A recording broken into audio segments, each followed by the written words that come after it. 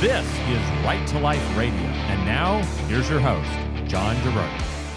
We are back with our Stories from the Sidewalk segment. Every first Saturday of the month, we talk about our work at Right to Life of Central California, interacting with women and couples who are going into and out of the Planned Parenthood clinic on Fulton Street, and the ways in which our interventions, our conversations with them, are able to really change and transform lives. And with me to talk about this, as every first Saturday of the month, is Linda Teliha from Right to Life. Welcome, Linda. Thank you. All right. Well, let's start. Here we go again. Yeah. So let's start by we want to give a big thanks and an acknowledgement to the pro-life organization out of Holy Spirit Catholic Church, which hosted us recently for a wonderful event the Saturday before, 2 Saturdays ago. A wonderful event, a sort of all-day-long conference about sort of social justice, but coming at this from sort of a pro-life perspective. And I was able to speak. Linda was able to speak. Sissy, the board, one of our board members and the board chair of Obria, was able to speak a little bit about Obria. We had all kinds of different speakers talking about different aspects of the pro-life cause and helping out women and children in the San Joaquin Valley, which was great. Yes. And we're really appreciative of the Holy Spirit Respect Life Life community. Yeah. And honestly, if you want your church to start a kind of Respect Life ministry patterned along these lines, if you're interested, get in touch with us at Right to Life. info@rtlcc.org or info@righttolifeca.org. They both go to the same inbox. Email us or call us at 559-229-2229. There are all kinds of ways in which your church can have educational events, service events, work with us at Right to Life, educate your fellow churchgoers, your fellow parishioners about a lot of these areas that are involved the question of abortion and surround it. So, Linda, I wanted to kind of give you the floor for talking a little bit about your talk at this event, which was really just kind of showcasing to people the ways in which our outreach center ministry on Fulton Street next to Planned Parenthood is impacting so many different couples. You actually had two of the fathers of babies who had been born after interacting with us there to speak, and just how it's more than just a baby's not aborted. It's sort of a transformational thing on people's lives. So anyway, take it away and Okay. So I think I wanted to piggyback on what you said about if it was your church. It doesn't even have to be your church. It could be your youth group. It could be your Culture of Life club at your high school or your college or a Bible study or a book group. If this is calling to your heart, then answer. And it works. And I'm about to tell you how it actually works. So John mentioned that several of us had an opportunity to speak, and my opportunity came in kind of a unique way because I had a chance to have two of the fathers of babies that I think each one of them had thoughts of aborting. One of the guys was like, no, I really didn't want to at all. The other guy was like, I couldn't even think how I was going to do anything. And so this was like straight out of the horse's mouth from the guy's perspective. And one guy even brought the baby. So I think she's like 8 months old. And he's doing his speech holding the baby and just flat saying, I wasn't on board, and now this is the light of my life. Yeah. Like I wake up and that's what keeps me going. That's what gets me to work and gets me back home and just keeps me, one foot in front of the other. And the other guy has even a bigger transformation. He came to us and his partner was in Planned Parenthood and he was like trying to beg her out.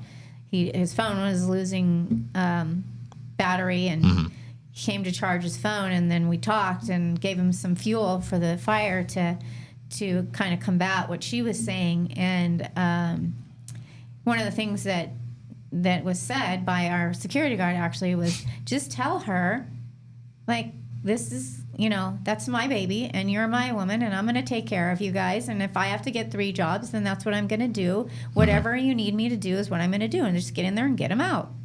You're a man now. Yeah. Like you were a man. Now you're more of a man. Yeah. You're a dad. Yeah, exactly. And so he pretty much did that. He told her like, whatever you need. And subsequently did in fact get 3 jobs and working, busting his hump to make it work. So he finished college, and then he now has a job as a hospitality manager at a hotel chain.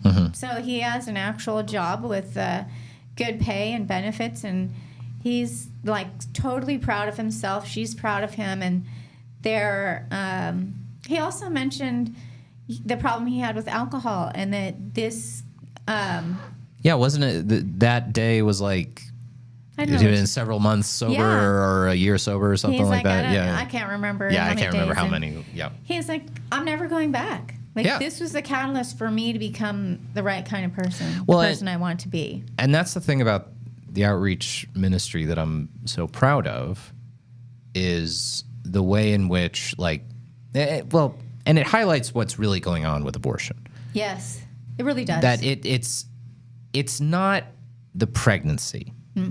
The pregnancy is the pregnancy being unwanted or unexpected or something that you're not ready for is usually a symptom rather than the actual problem itself. It's a symptom of whatever instability is going on in your life, lack of support in your life, lack of confidence, lack of family ties, pressure that's being put on you. Yeah.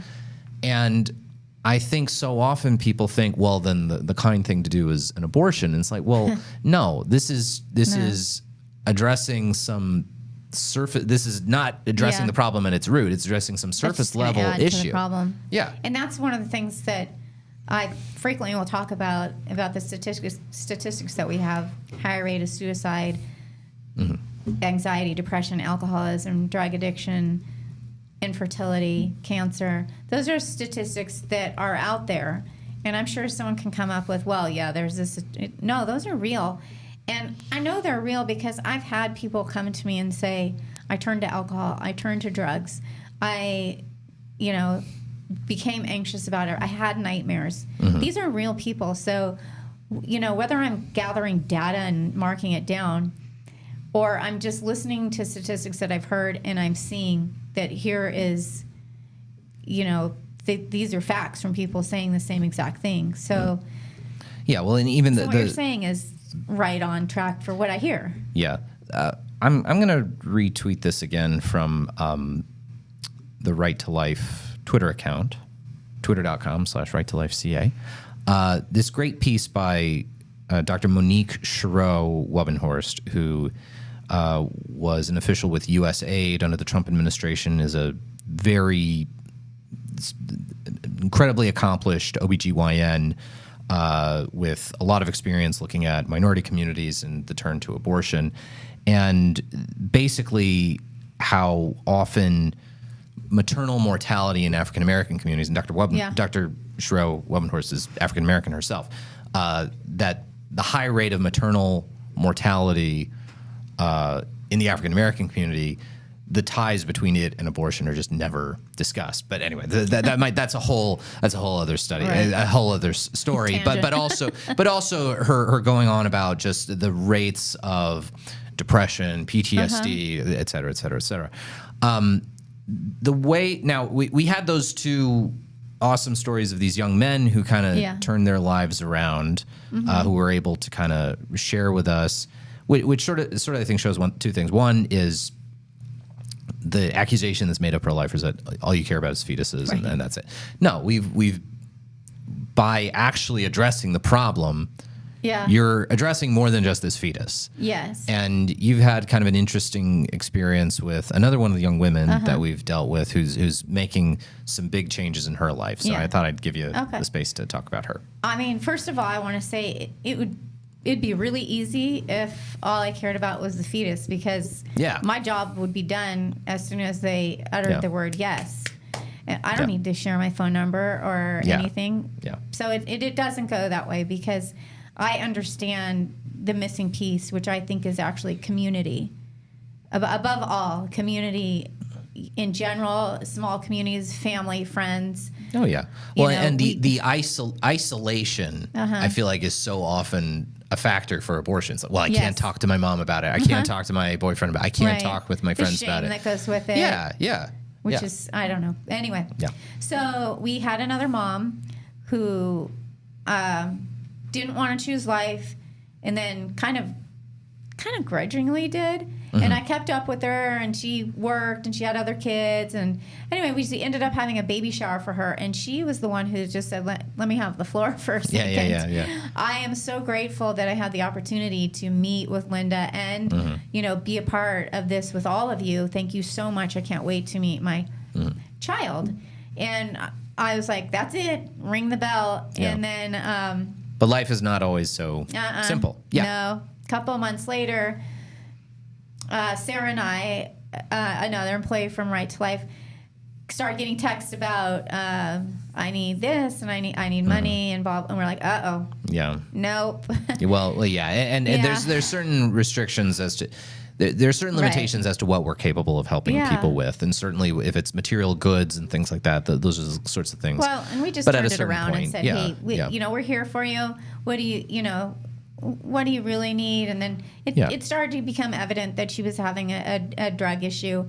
And so we were thinking, it really bummed me out because I thought, we lost one. She lost custody of her kids, including the baby, etc. And I remember talking about this on the radio and just going, ugh. Well, things turned around again, thanks to Hope, because she reached out like a couple of months later saying, hey, I just wanted to let you know that I'm in this intense rehab program. I've been clean for 2 months, and now I think it's 4 months. And I am on this strict regimen of being able to have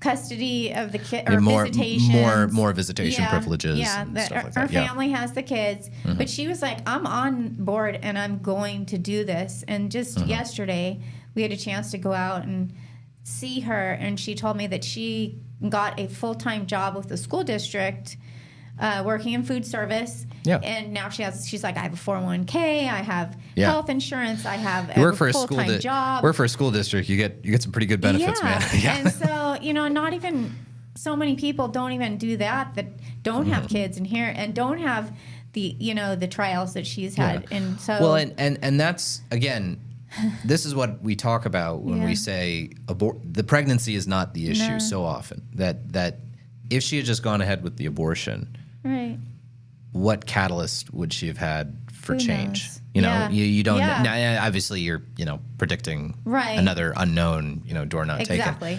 But when you have I remember being a young man and feeling the pressure of this. Like once you have a kid, like, wait a minute, you're still a young man. I'm getting older every day. Full 34 or something. No, 37. Okay. The pressure of like, hey, I have to provide for this other human being. This other human being is now dependent on me, and this other and these little tiny human beings who can't work for themselves or get their own job. Going to the bar. Yeah, you know me. I was heading to Yule's all the time. Just plug Yule. Linda and Kristen, who works in our office, just mentioned to me about this bar called Yule's, which I had never heard of, but apparently was kind of a notorious spot back in the day. Anyway, which neither Kristen or I visited. We just heard about it from our friends. You heard about it while kneeling in the pews at church. We heard about it from a friend. Who heard about it from a friend. Your friend just like, no, well, I've got a girlfriend. She goes to school in Canada. You haven't met her. Oh my. So anyway, but again, like, here's this woman. Here's this woman. She's got a drug issue. She's pregnant. I'll just have the abortion. Okay, that solves the problem. Yeah. No, that's not solving the problem. It's not actually addressing anything. Each one of these people said the same thing in a different way. Right. This is my purpose. Yeah. I have a purpose. So that probably lends to what you're saying, your speculation about what would be happening. Well, if they're telling us this is my purpose, and most people are looking for a purpose. Yeah. You don't have to be down and out to be looking for a purpose. These people are finding what most people are looking for, and that purpose was the baby. And if you can read all kinds of success stories, and a lot of it is about find your purpose. Yeah. What is your purpose? Yeah. Which, I mean, is subjective, but still. Sure. Well, but yeah, but They're it holding is on also, to it. Yeah, and it is a thing of the culture around legal abortion relies so much upon this idea of the unborn child being a stranger to us, who's unfairly imposing obligations on us, and that it's either me or this child, and to see an actual human relationship, which isn't keeping the score like that. The idea, yes, my kids impose a lot of burdens on me, and that's that I don't want all the time. But that's what human life is. It's about us as children. Dad. It's like midnight. Yeah, exactly. Are you awake? Yeah. Well, I was asleep. It's this idea that we impose burdens on other people impose burdens on us, and that is okay. We are not foreign to each other. We are not strangers to each other, and the duty of care that arises naturally out of that we can see very naturally out of a live child is just something we need to. Don't you think people kind of want? Is that what you're driving at? They kind of want a burden. Yeah, Why do people get pets? Why do people have kids in the first place? Yeah, well, I'm saying pets. And our people pets who too. can't have kids, they get pets. Yeah, and these ideas That's of a burden? giving and receiving care is something that's kind of built into who we are as human beings. All right. When we return, we'll talk a little bit about a cool encounter we had with an unexpected possible helper out or volunteer who might be helping us out with our outreach ministry. That is next on Right to Life Radio. We are back with Right to Life Radio. We're here with Linda Teliha from Right to Life, talking about our stories from the sidewalk, stories from Linda's work at our outreach center right next to Planned Parenthood. All right, Linda, it's usually not a good idea when the police show up at your place of work. Not this place of work. Most times it means someone's done something bad.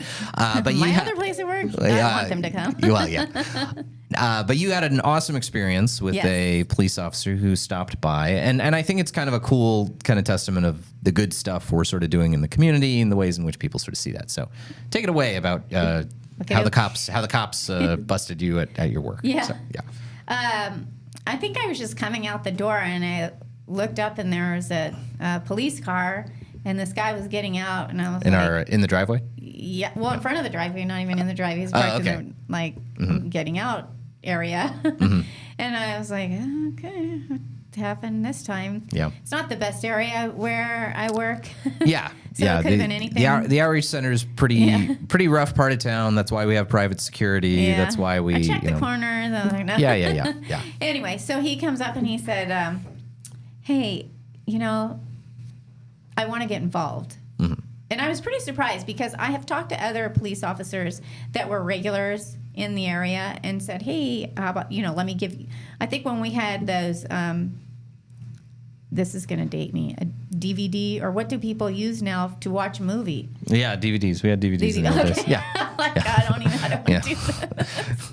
Here's the link on Amazon Prime. Here's something. Yeah. But anyway, had some leftover of the unplanned, and I was like, hey, you want to check this out? And the one guy was like, no, I don't. I can't talk about that at work. I was like, what? Yeah. What getting can on you his talk about? So, getting on his high horse about it. Anyway, so this police officer the other day gets out and he's like, I want to get involved. Like, I need to be out here. I actually chose to come on this specific beat because it's been on my heart, and I've driven by before, and I want to be a part of this. So how can I get involved? And are you guys available on Saturdays? Do they do abortions on Saturdays? And I was like, well you can find out for us if you want. Yeah. Because we don't know. Yeah. I mean, we do know Planned Parenthood is open on We know Saturdays. they're open. We know they do abortions, but yeah. Well, I think don't know what day they do. That's been a thing just for those possibly interested. There's been a lot of urban legend in the Fresno pro-life community about what days does Planned Parenthood actually do abortions. They don't call me and tell me though. Yeah, exactly. And I think there was always they only do them on Fridays, and it's like, well, first of all, abortion is chiefly done by the abortion pill nowadays. Not Yeah, I can pretty much for the say most it's part. every day. Yeah, I think that is Yeah. accurate. Well, and that's one of the big. Well, anyway, not to get off on the So we whole had- abortion pill we had tangent, that dude but come that's still by. Mm-hmm. really cool. Yeah, and he's far from the first person to Yeah, so sort of then, have that instinct. Like yeah. another week went by and this other guy pulls up, and that always kind of scares me a little. It's just Yeah. a random. And he's like, hey, I just wanted to tell you guys what a great job you're doing. I'm still kind of like, okay, don't get sucked in. I've been spit on. Yeah. People try to run me over. Yeah. So I'm like, okay, hold on. And then he just started talking and saying, like, this is great. I love what you guys are doing and blah, blah. And we're like, okay, thanks. Talked a little. And like about an hour later, he comes driving up and he brings some waters and juices and some Bible verse thing. Mm-hmm. I don't know why I said it that way, but Yeah, some Bible stuff. Yeah. A nice Bible verse. And That's awesome. for discussion for one of our volunteers who likes to talk, Bible verses and, this, all kinds of things. So, Got to chit-chat. Yeah. so Well, it's then good. he was like, he was just supportive, and it was just another one of those things where I've been driving by, and so I got you guys some. Yeah. Well, Apple our juice. our backlog of people who are appreciative of the work just kind of keeps growing and growing. And I think Mm-hmm. Yeah. it's evident that, we're not there to yell and scream at people. We're there to genuinely help people. So, all right. Well, thank you, Linda. I Thanks a appreciate lot. it. When we return, we'll be talking about stuff that's going on politically with the abortion stuff. Donald Trump sort of sounding like he supported Amendment 4, sort of sounding like he's not. What is he doing? That is next on Right to Life Radio. Back with Right to Life Radio. Thanks to Linda for being on the show. We are back and joined by Mr. Jonathan Keller from California Family Council. How's it going, Mr. Jonathan? It's pretty good. Just I'm a little brain fried with the fact that the legislature is doing all their craziness. We've had Yeah, well, so for those who don't know, the California legislature ends its legislative session on August 31st, and there's talk about a special session of the legislature for oil and gas price reduction. Yeah. The great mystery of why gas in California costs so much more. Who can can possibly say, other than everyone understands why? Anyway. Just a quick side note on that. My favorite thing that I loved from late on Saturday night when it was the last day of the legislative session. Yeah. The governor says, all right, I'm calling a special session on the oil and gas issue because you guys didn't address it. You didn't pass my bill. Yeah. And the Assembly says, all right, okay, we'll gavel in the session. And the Senate goes, nah. Not going to do it. We're not going to do it. And all the reporters in the legislature, I was reading all these tweets from Ashley Zavala, the intrepid reporter. Only reporter in Sacramento. Yeah, she's legitimately. I'm sure she disagrees with us on a bunch of stuff. But you should all follow her. Ashley Zavala. She's great. like a local reporter in Sacramento, and she's like the only person who actually seems to break any news in Sacramento anymore. But she literally really tweets. She goes, "What? Can they do that? Like you could just say like the governor." Exercises his constitutional authority to call a special session, and the Senate pro tem is like, nah. I don't think so. It's not like the governor can like send the cops to. It's not like he can send the highway patrol to force the senators to go into the Senate building and actually vote on stuff. So anyway, we are going to discuss a lot of stuff happened in the prior week that we didn't get to on Right to Life Radio last week regarding President Trump and his comments about Amendment 4, which was the Florida ballot initiative that is going to try to re-legalize 40-week legal abortion, as well as President Trump's comments calling for some kind of legislation to have the government either pay for or mandate, Trump's words, not ours, mandate health insurance companies cover and pay for IVF. So I'm going to start with Trump's comments on Amendment 4, which I think is a testament to pro-lifers need to make their voices heard, be strong, be vigorous, and don't be afraid to actually criticize elected officials or candidates when they say things that are wrong. Yes. And I think because pro-lifers didn't back down and told President Trump, hey, you've got to toe the line on this, Trump wound up clarifying his position, towing the line in a positive way. So here's the context. Amendment 4 is a proposed amendment to the Florida Constitution. If 60% of Floridians vote for it, it's like a ballot initiative. If 60% of Floridians vote for it, it will put a legal right to abortion into Florida's state constitution. Okay? And that means that Florida's state legislature can't pass laws that contradict it. Okay? So they want to put into the Florida Constitution a requirement that abortion be legal effectively for all 40 weeks of pregnancy. Legal through, I forget if it's viability or the third trimester, and then legal after that if the doctor says that the pregnancy threatens maternal health. We've talked about this a lot of times on the show. These health provisions are basically meaningless. Every pregnancy, if on the doctor who's doing the abortion wants to do the abortion, say so, every pregnancy implicates maternal health. President Trump was asked, how are you going to vote on Amendment 4? And the first time he was asked this and responded to it, he says, I'm voting for, more than 12 weeks of legal abortion, more than 6 weeks, rather, of legal abortion. The current law in Florida that Governor DeSantis signed bans any abortion after 6 weeks of pregnancy. And Trump had, in the past, blasted this as being bad. I think this was in the primary when, if Ron DeSantis had said that the sky was blue, yes, Trump would have talked about Ron DeSanctimonious, fake news, sky is not blue, sky is actually orange. And so Trump was saying 6 weeks is too short, we got to have more than 6 weeks. Well, this was interpreted by a lot of people, understandably, as supporting Amendment 4. Right. Yeah. So a lot of people thought, does this mean Donald Trump, the most famous Republican in Florida, the most important Republican in Florida in a lot of ways, most famous resident of Florida, most famous resident of Florida, is Donald Trump voting for Amendment 4? Yep. If Donald Trump was supporting Amendment 4, that's a huge blow to the pro-life cause. It's a huge blow to the pro-life cause throughout the country. Okay, the whole point of overturning Roe v. Wade was so that states could pass laws to limit abortion. If Trump throws his weight behind an effort to have 60% of Floridians say that, yes, abortion should be legal for all 40 weeks, then the pro-life movement is in serious, serious trouble. Florida is at this point a pretty solidly red state.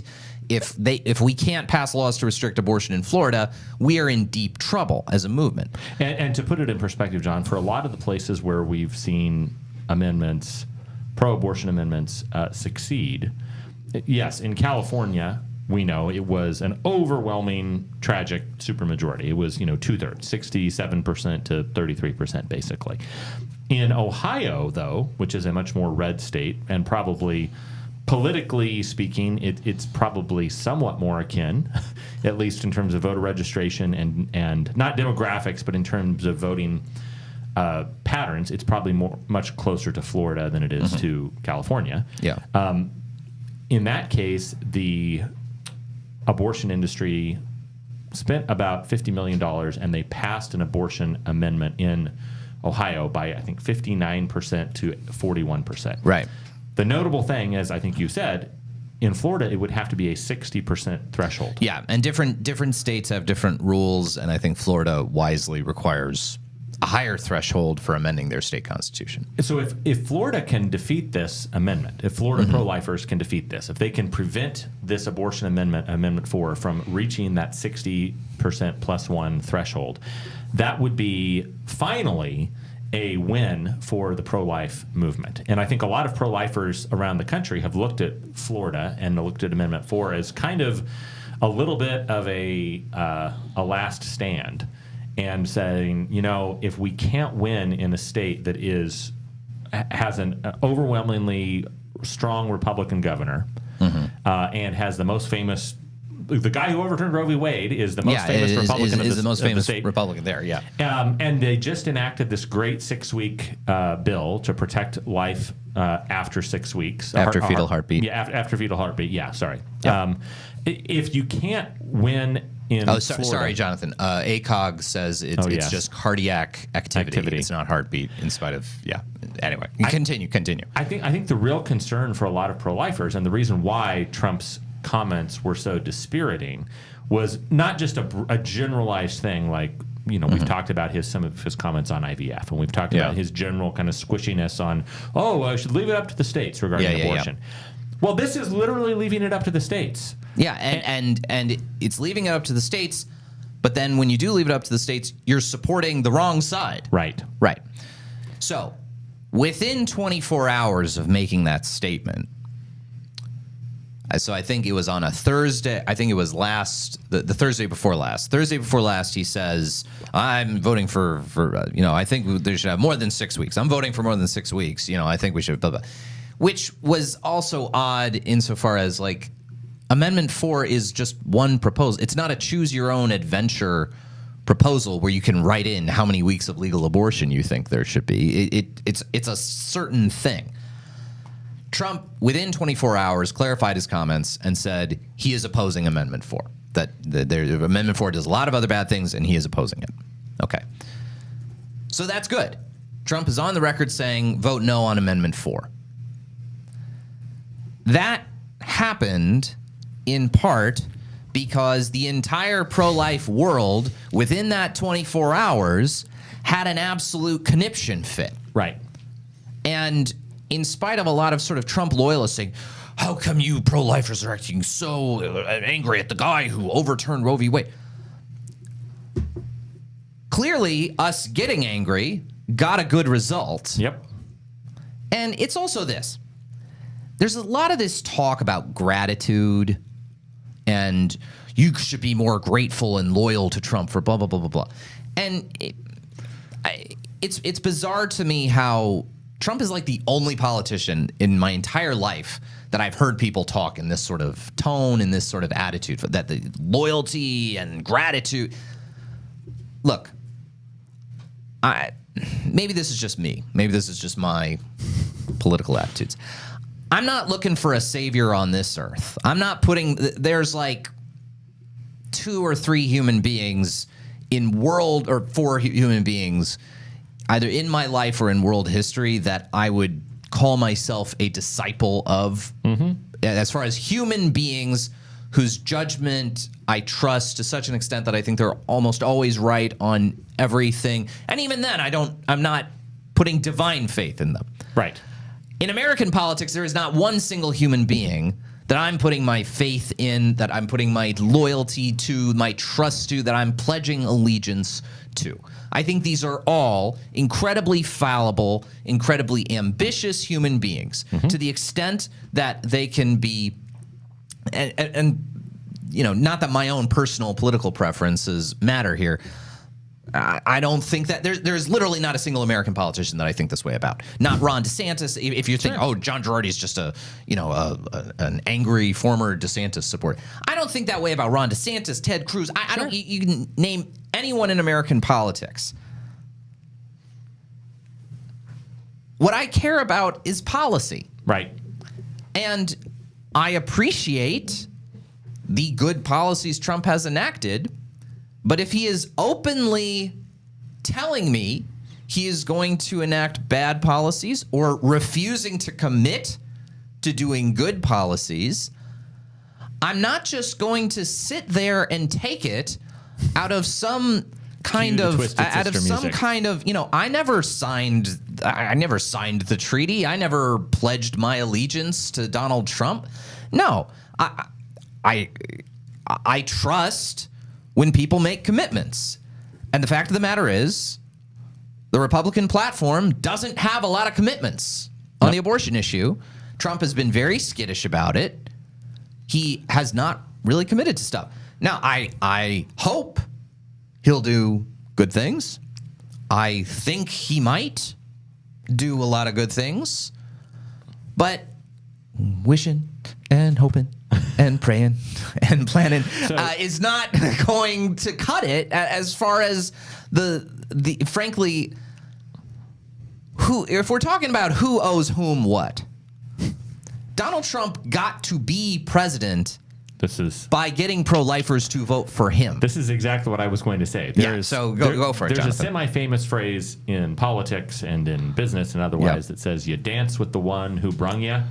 Yeah. And the idea is, going back to olden days, if you go to a dance with your feller, you should probably dance with the person who brought you to the dance, who paid for you to come and who is paying for everything. You should not immediately ditch your boyfriend and go dance with everybody else at the party. Yeah. And that is the thing that's kind of infuriating and hilarious at the same time, John, is that, of course, it is pro-lifers who are the ones that are being disloyal and untrustworthy and ungrateful. Which it's not Trump that is doing that to the pro-life movement. It is pro-lifers that are complaining. By frankly, changing his positions. Right. And let's remember that. Trump was supportive of national abortion ban laws that Congress was passing while he was president. He was actively supportive of those things. He has changed his positions. I didn't change. I didn't change my position. You know, there's also this.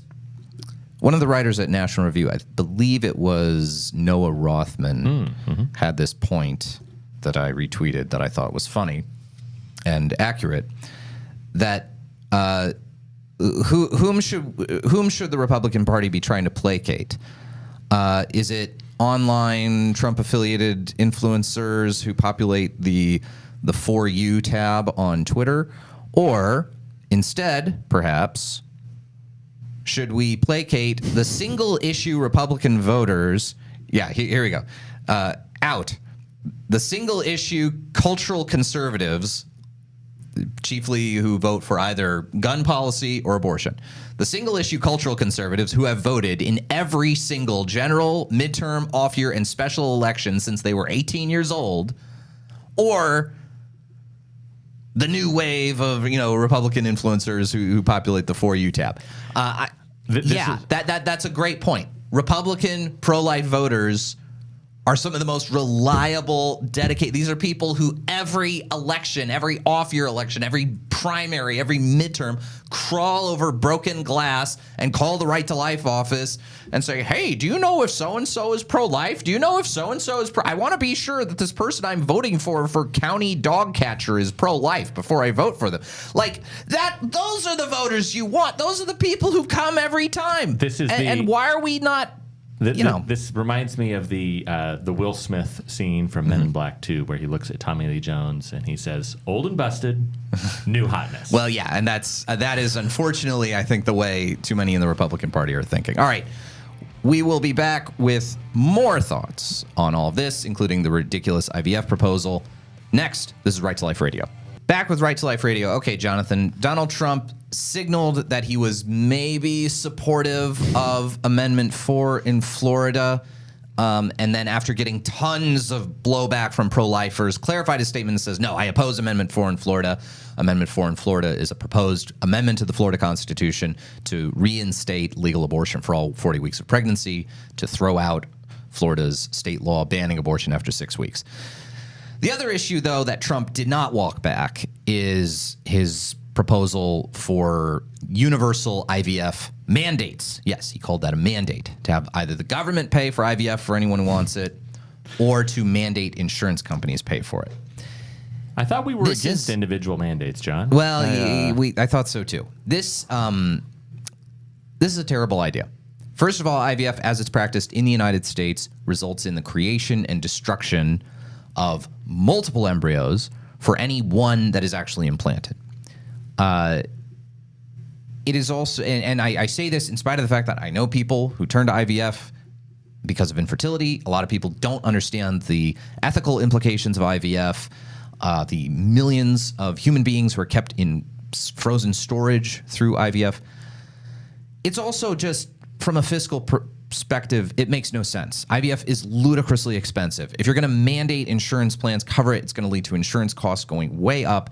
It's basically an impractical, almost unworkable proposal that, of course, the California state legislature has taken up enthusiastically. So anyway, in short, this is a terrible idea. Awful. That'll do it for Right to Life Radio. We will see you next time on Power Talk.